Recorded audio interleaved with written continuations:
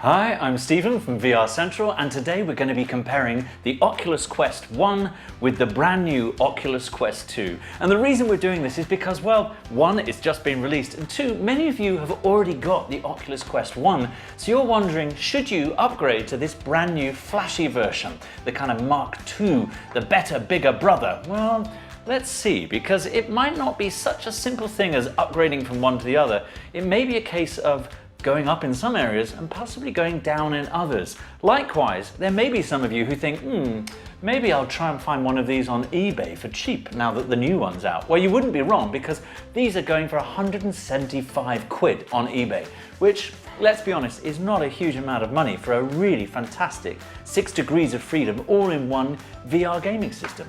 So here we go. So let's compare these two, and we can decide by the end of it, hopefully, if I don't lose my way, we're going to decide which one of these might be right for you. Along the way, you can decide, but I'm just going to give you some information, some pointers, and hey, we'll see where we get to by the end of it. So let's compare things on these. Let's start with the screens that they have, because that's what you're going to be looking at all of the time. Now, the screen on the Oculus Quest 1 is an OLED screen.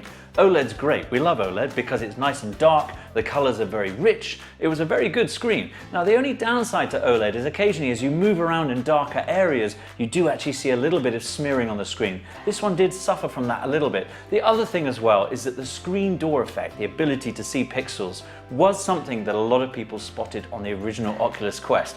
Personally, I find that when you get into a VR experience, you really don't notice. It just melts into the background.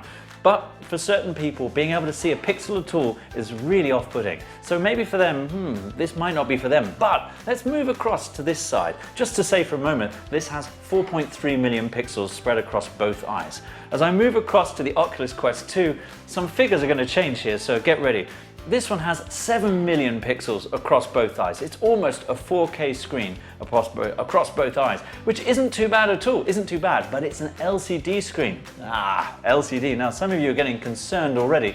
You're worried because LCDs seem to sometimes be a bit grey, they're a bit wishy-washy. Well, they have been in the past, but this one is vastly improved. I've played around with this for about 4 hours so far. Keep in mind that this only arrived with us yesterday on the first day of release. And I'm really impressed. The colors are actually still very, very rich. And when you go into dark scenes, as long as there's some contrast, it's not bad at those dark areas. It's just not as good as OLED. But the screen resolution, because it is so much higher, because you've got 7 million pixels in front of your eyes, the screen door effect, being able to see those pixels, personally, not an issue anymore. Now, there will be some people out there with superhuman vision who will say, yes, I can see the pixels, and maybe some of you can. But from the point of view of actually enjoying VR, this one for me it's just pushed the screen door effect thing out of the way. So that's a good thing. Next up, let's look at the way that these two headsets feel on your head, because there are some differences here which you might already be able to see. Starting with the Oculus Quest. Now, the original Quest had a very nice fabric finish on the outside, hard plastics on the front, and then it had a spring-loaded strap that was semi-rigid, as they would say, and that allowed you to basically get it sized up correctly on your head.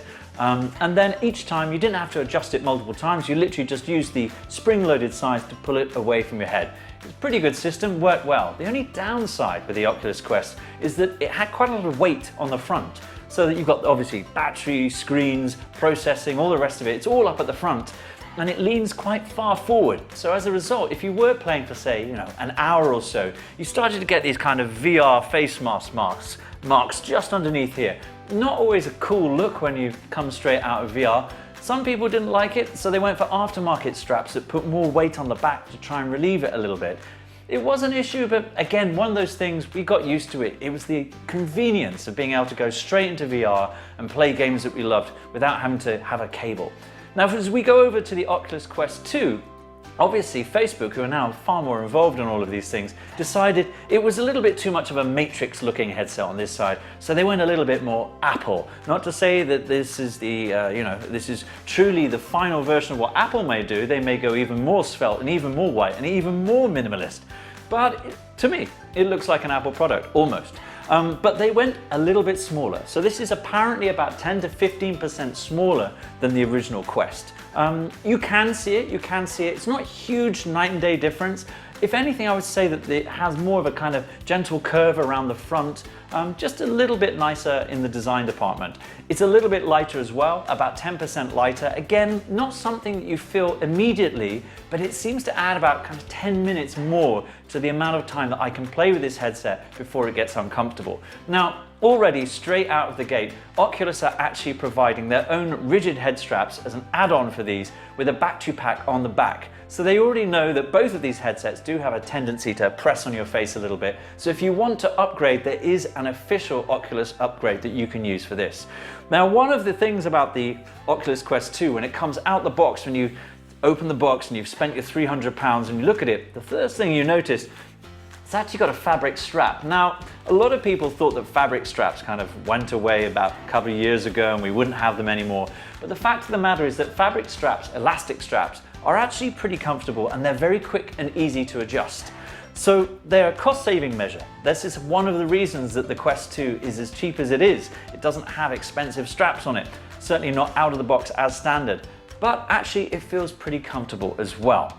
Next up, processing power. Now, the thing behind all of your games is the CPU and the GPU inside these headsets. It's what makes them look good, it's what makes them feel smooth.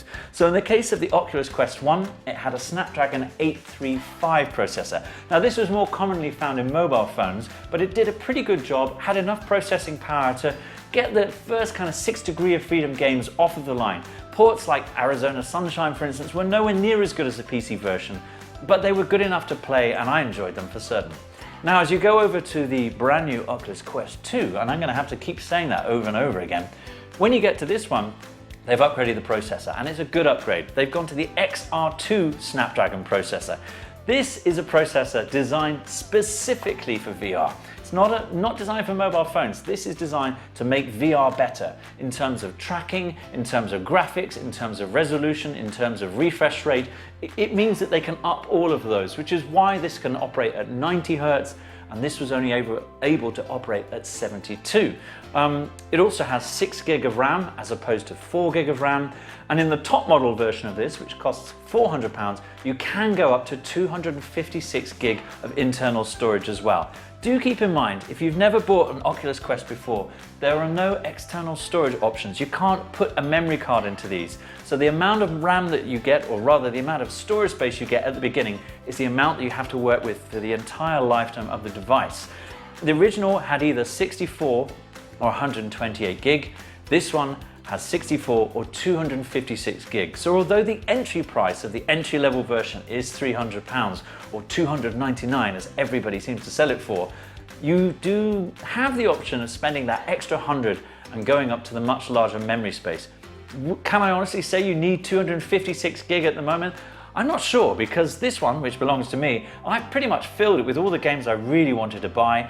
And I have to say, I haven't filled up the 64 gig disk, or 64 gig storage space. So I'm not sure if I'm ever going to fill up a 256 gig one, but hey, you've got the option. You can go cheap or you can go big, whichever you like.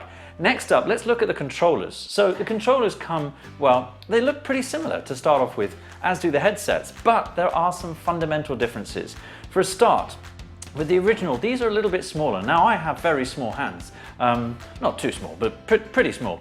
And my hands have no issue with these controllers at all. They felt really, really comfy. The button positioning, everything was very good. I never really felt that my hands felt cramped. I like them a lot. The only downside with the original controllers, as any of you who are about to get a Beat Saber High Score remember, is that the battery pack, or the battery lid rather, came off really, really easily, and it always came off at the wrong point. Now, of course, you can get aftermarket things to go onto these, which click over the top and give you the ability to have a kind of extra strap for comfort, but also stop that annoying little battery compartment lid from coming off. However, out of the box, as it came, that's the controller that you got. On the new Oculus Quest, aside from the fact that they're white, they're also rather chunky.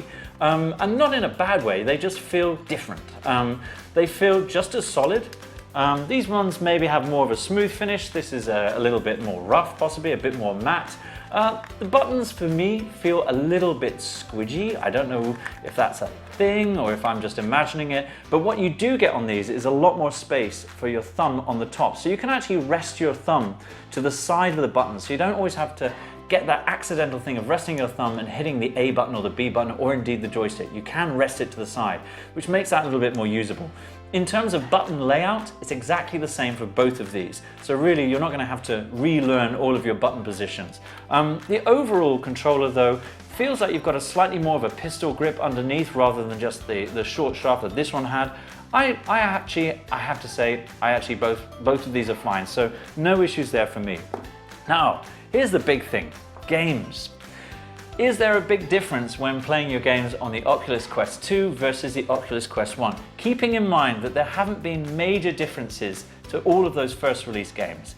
At the moment, the kind of thing that the developers are doing is slightly improving textures or slightly improving lighting. But of course, the one thing that you will notice straight away is the resolution.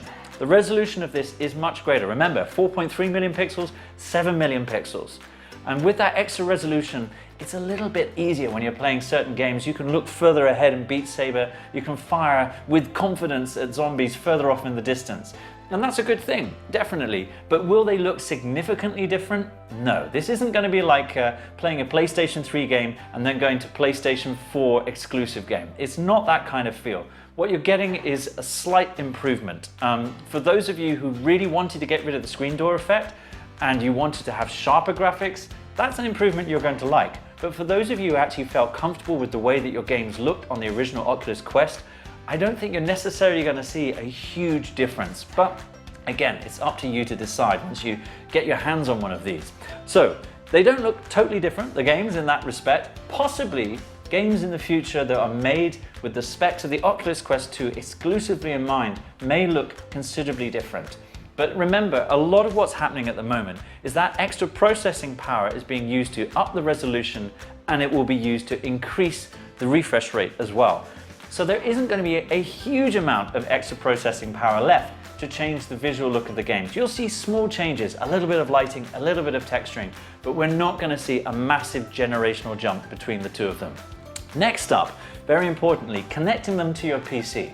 Now, one of the cool tricks of the Oculus Quest was the ability to use a link cable, a USB 3 cable that was of the right transfer speed, and you could connect it directly to your nice powerful laptop or maybe a desktop with a really good graphics card in it. And by doing that, you could play Oculus games from the Oculus library on the PC, or indeed go onto Steam VR. Now, we used this a fair amount to test it, and personally for me, I found that the system was a little bit slow on tracking occasionally, a little bit of latency, and also the image was just a little bit blurry. So this wouldn't have been the way that I would have wanted to do PC VR. Personally, using something like the Index or a Pimax or something like that with a higher resolution screen designed specifically for a PC connected, that was interesting for me, whereas connecting with this one, the resolution just wasn't so good.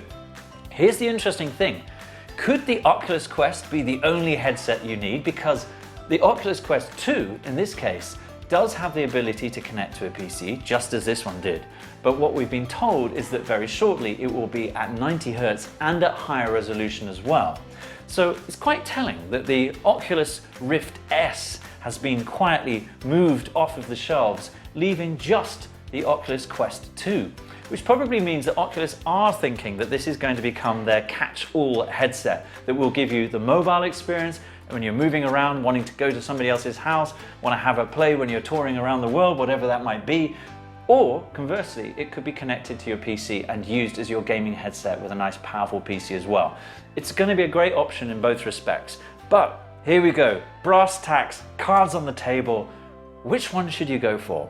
And it all comes down to money, I think, in a way, because you can pick these up for 175 British pounds, or you could buy a brand new one of these for 300 pounds.